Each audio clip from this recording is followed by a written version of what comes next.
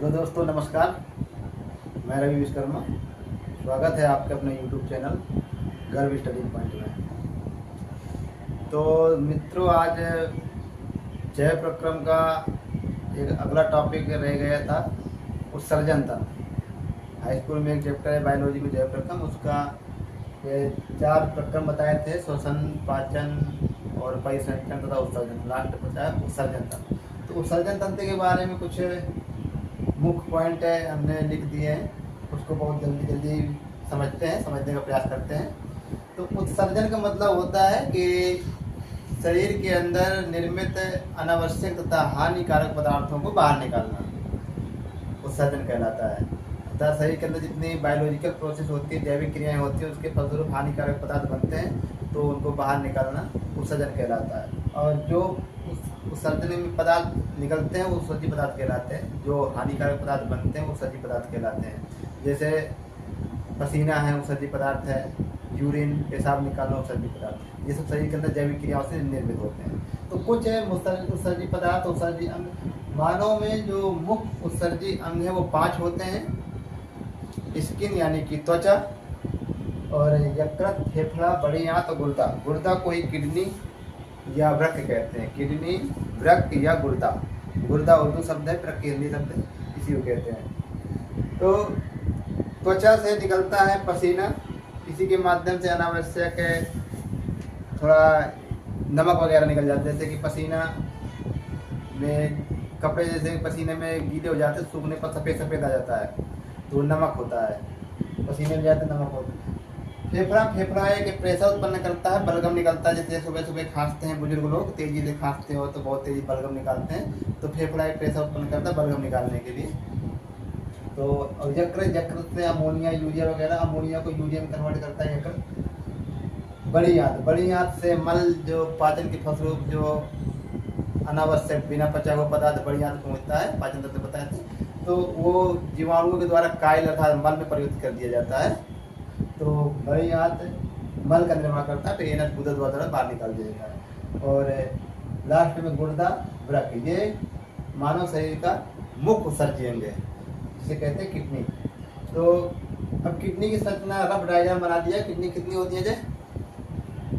2 kidney होती है। मानव शरीर में 2 किडनी होती है। किडनी के ऊपर अधिवृक्क ग्रंथि स्थित होती है। अधिवृक्क अर्थात वृक्क के जस्ट ऊपर। इसे एड्रीनल ग्रंथि कहते हैं, एड्रीनल ग्लैंड। इसी से एड्रीनलिन हार्मोन निकलता है, जिसे दरो या उड़ो हार्मोन कहा जाता है। 2 किडनी होती है। बाहरी संरचना कॉर्टेक्स कहलाती है, आंतरिक संरचना मेडुला कहलाती है। मूत्र वाहिनियां हैं, ब्लैडर जिसमें पेशाब एकत्र होता है। मूत्र मार्ग को यूरेथ्रा बोलते हैं, यूरेटर मूत्र वाहिनियां बोलते हैं। तो किडनी का भार लगभग 140 ग्राम होता है। 2 किडनी होती हैं।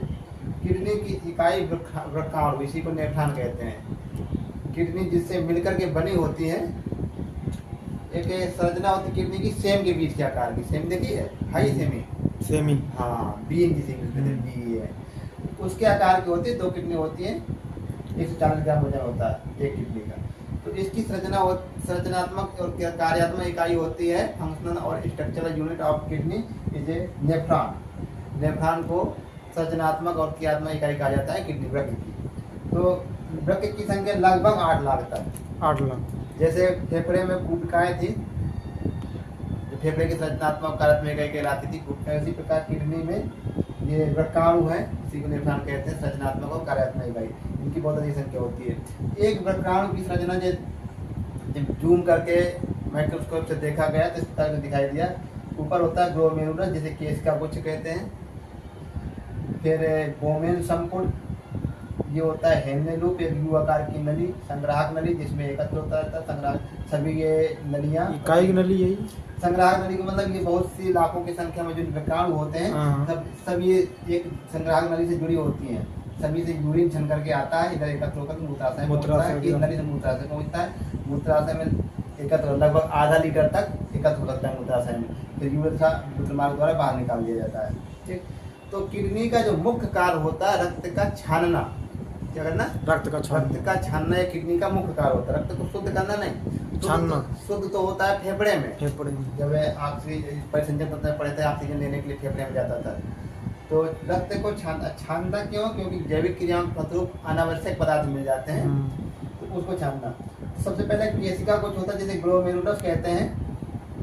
इससे ये रक्त में आए हुए सभी हानिकारक पदार्थों को छान करके नीचे कर देता है और जो उपयोगी पदार्थ होते हैं वो वापस भेज देता है। फिर बोमेन संपुट में क्या होता है कि बोमेन संपुट जो केशिका कुछ के द्वारा छने हुए पदार्थ आते हैं, उनमें से कुछ लाभदायक पदार्थ होते हैं, उपयोगी पदार्थ होते हैं, कुछ प्रोटीन वगैरह छन किया जाते हैं, तो उनको अवशोषण रीऑब्जर्वेशन पुनः अवशोषण करके वापस भेज देता है। इसको पता ग्लोमेरुलस को पता नहीं होता है कौन उपयोगी पदार्थ है कौन अनुपयोगी पदार्थ है।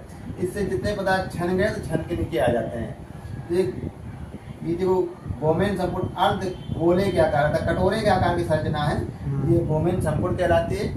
इसमें पुनः अवशोषण होता है रक्त का, अर्थात जो उपयोगी पदार्थ होते हैं, कुछ प्रोटीन वगैरह विटामिन वगैरह, ये वापस भेज दिए जाते हैं और केवल यूरिक लिक्विड पदार्थ जो यूरिन होता है वो निकल के यहाँ से बाहर जाता है। तो इस नली के माध्यम से हेनेलूक के माध्यम से संग्राहक नली तक यूरिन पहुँचता है। इसके बाद मूत्राशय जाता है, मूत्र मार्ग द्वारा बाहर निकल जाता है। अच्छा, अब यदि एक किडनी खराब हो जाए तो दूसरे किडनी से व्यक्ति का संपूर्ण कार्य होता रहता है। अब जब दोनों किडनी खराब हो जाए तब क्या होगा? खत्म नहीं होगा।